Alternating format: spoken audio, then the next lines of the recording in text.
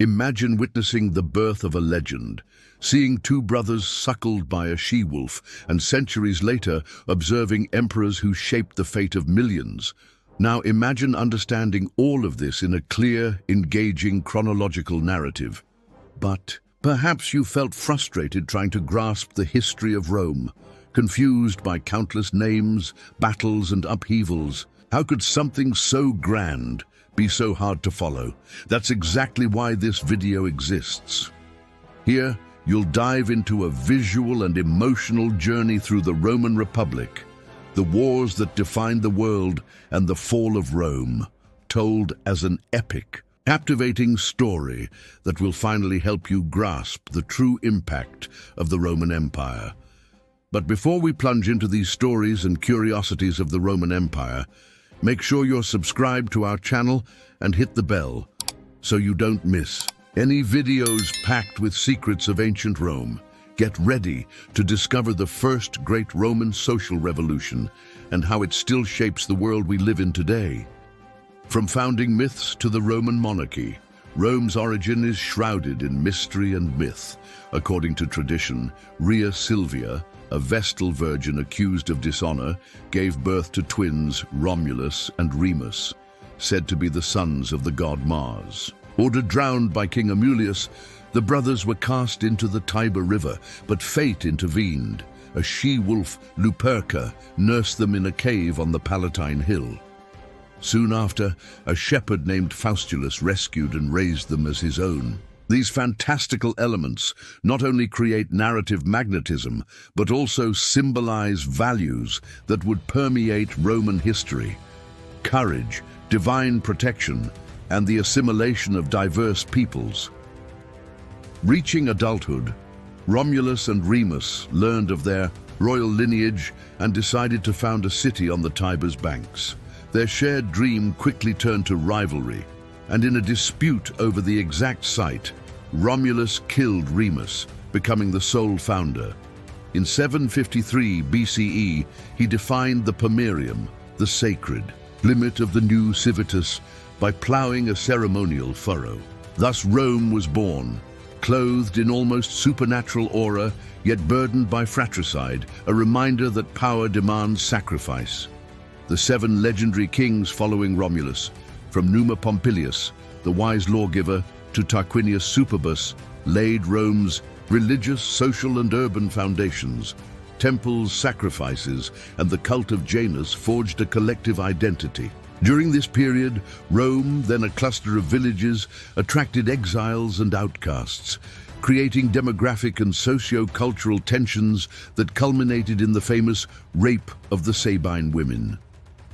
Those Sabine maidens became the first political and military alliances, demonstrating Rome's skill at turning crises into instruments of power. From mythical foundation to cultural clash with the Sabines, we'll uncover how that forced alliance revealed Rome's strategy of absorbing difference. And growing stronger, you'll be amazed by the aftermath.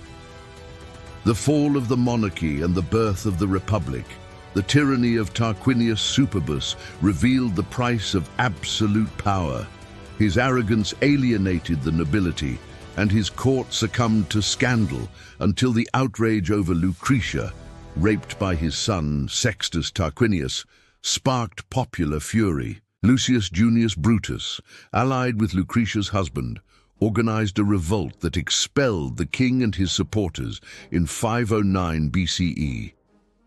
Driving out the Tarquins not only freed Rome from monarchy, but left bitter lessons about the dangers of autocracy, shaping the vigilant spirit of the early Roman Republic.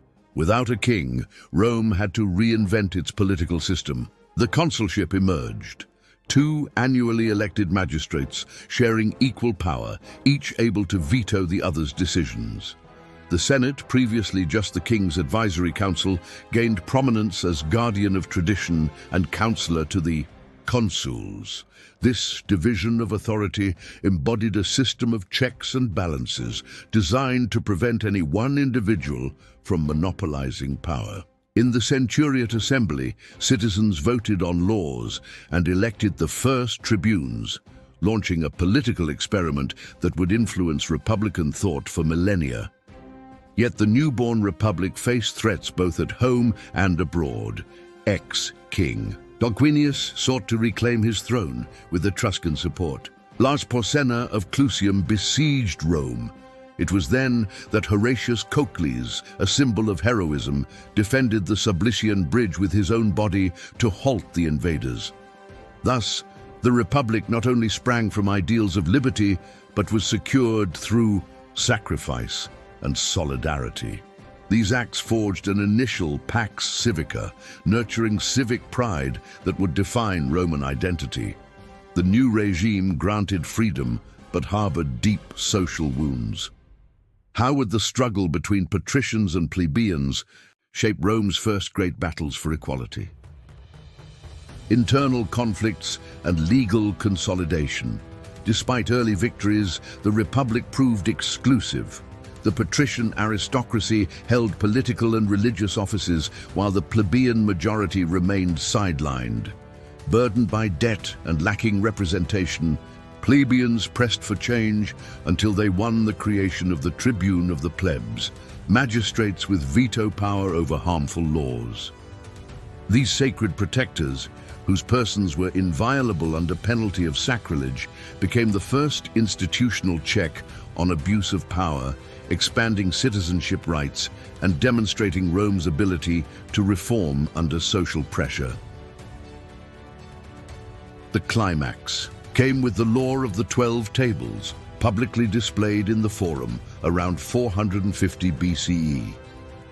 For the first time, society's rules ceased being secret and arbitrary, ensuring legal transparency.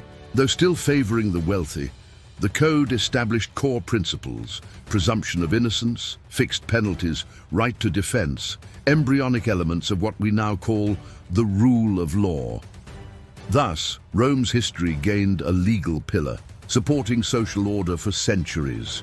Legal consolidation was accompanied by other institutions: the tribal assembly for more accessible voting by plebeians, and the plebeian council, which passed laws exclusively for the plebs.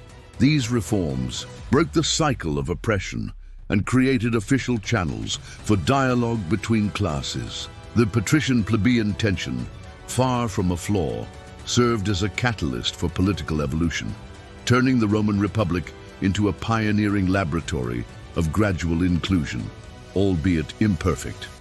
Armed with these new rules, Rome set out to expand its dominion. But how would a city-state overcome veteran armies and unify the entire Italian peninsula?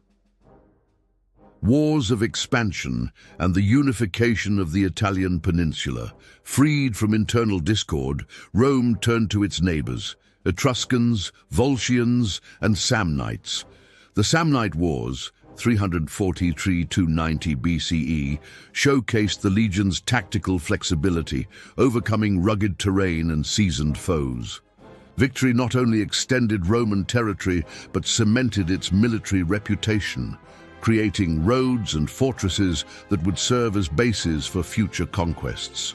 The ultimate test came in Pyrrhus of Epirus's war in 280 BCE. Although Pyrrhus won bloody battles at Heraclea and Asculum, the heavy cost of his Pyrrhic victories weakened his campaign. Rome learned that manpower and resilience could outlast a brilliant but strained commander.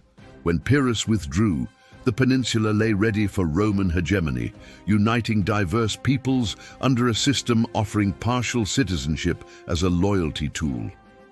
To secure control, Rome founded colonies at strategic points and granted tiered citizenship rights: civitas sine suffragio to loyal allies, civitas optimo iure to fully integrated communities.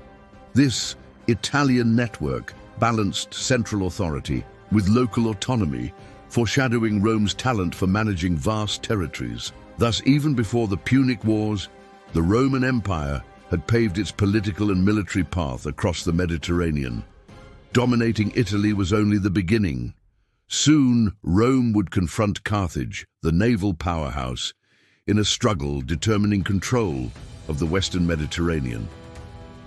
The Punic Wars and Rome's rise in the Mediterranean. The clash between Rome and Carthage, ignited in 264 BCE, was inevitable. Commercial ambitions collided in Sicily.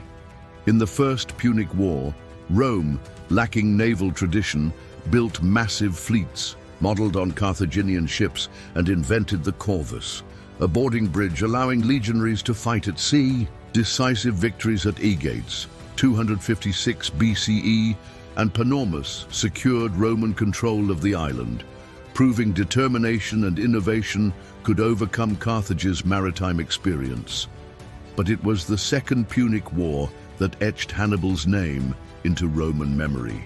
Crossing the Alps with elephants, he inflicted devastating defeats at the Trebia, Trasimene, and especially Cannae, 216 BCE, where some 50,000 Roman soldiers fell in a single day. Yet while Hannibal dominated Italy's interior, Rome refused to surrender. Scipio Africanus carried the war into Carthaginian territory, drawing Hannibal back. At Zama, 202 BCE, Scipio's tactics sealed Carthage's fate and catapulted Rome to status as the Western Mediterranean's supreme power. The Third Punic War, 149–146 BCE, consummated that dominance. Carthage was utterly destroyed, its walls razed, its people enslaved or dispersed. The influx of wealth and slaves into Rome swelled social inequalities, sowing tensions that would echo for decades. This era of military glory left an ambiguous legacy. The empire's power grew, but so did resentment and greed within the Republic's heart. Have you ever wondered how these events shaped an empire's destiny? Leave a like now and help us keep bringing stories like this. While Rome celebrated its triumph over Carthage, the Forum's streets buzzed with land disputes and greed. You're about to see how that prosperity planted the seeds of crisis that would shake the Roman Republic. Eastern conquests and the crisis of the Republican model. After crushing Carthage, Rome turned its legions east, where Hellenistic oligarchies still thrived.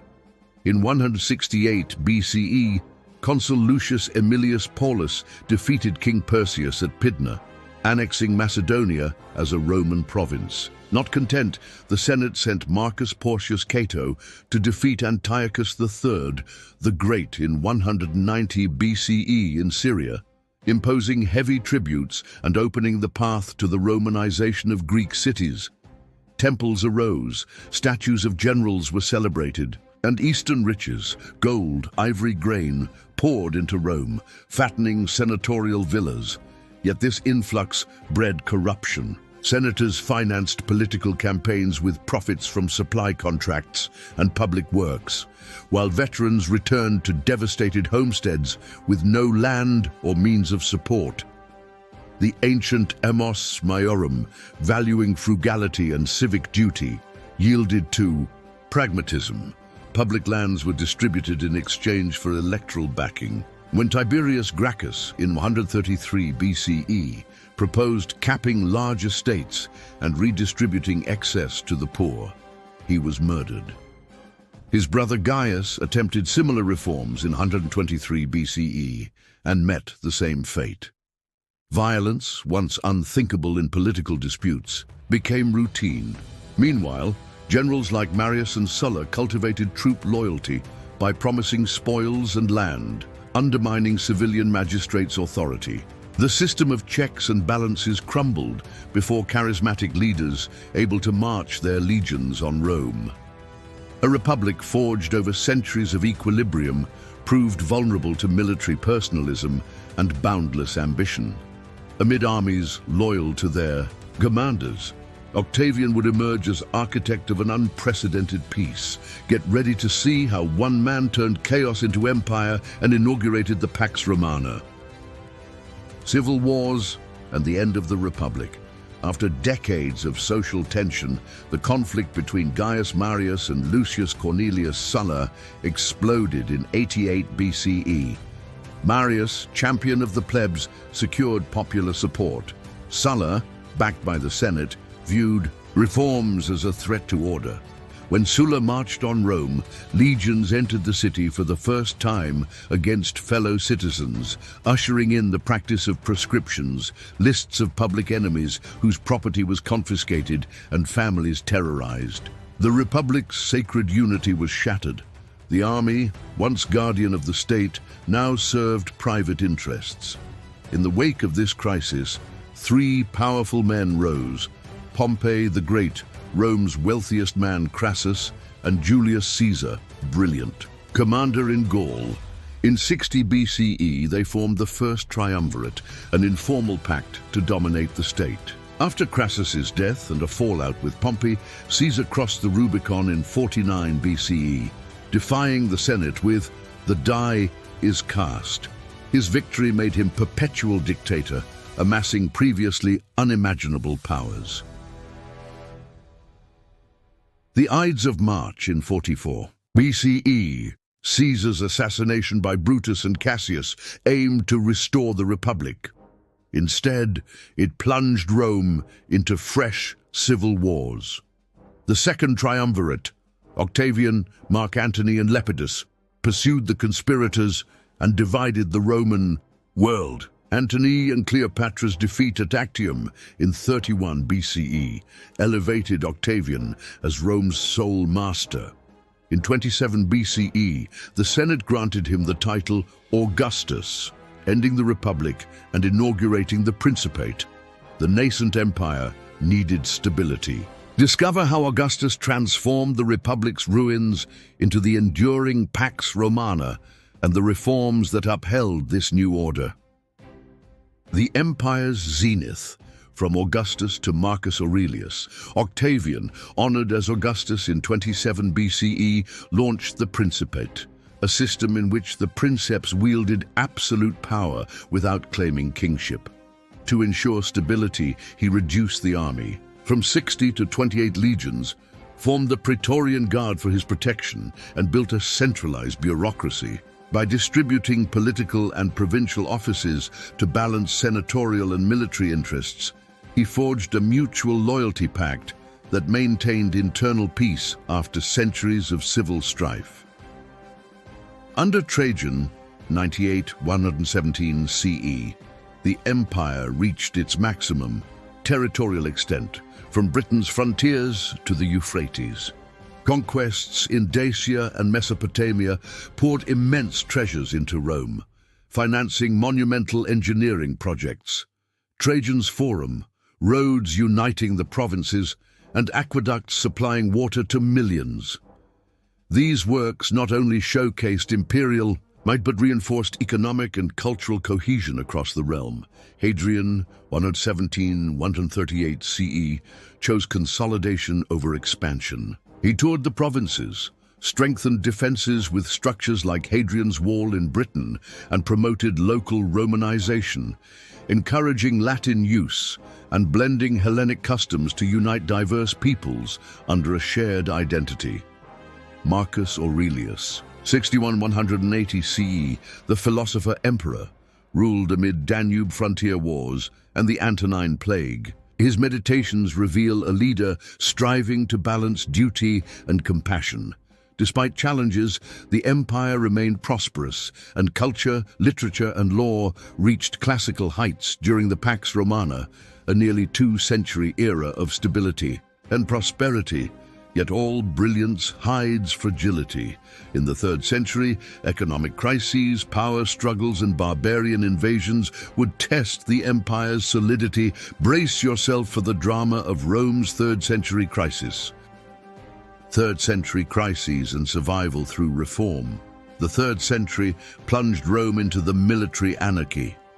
Ambitious generals claimed the imperial title with their legions backing, overthrowing rivals and instigating purges. Between 235 and 284 CE, over 20 usurpations fragmented authority.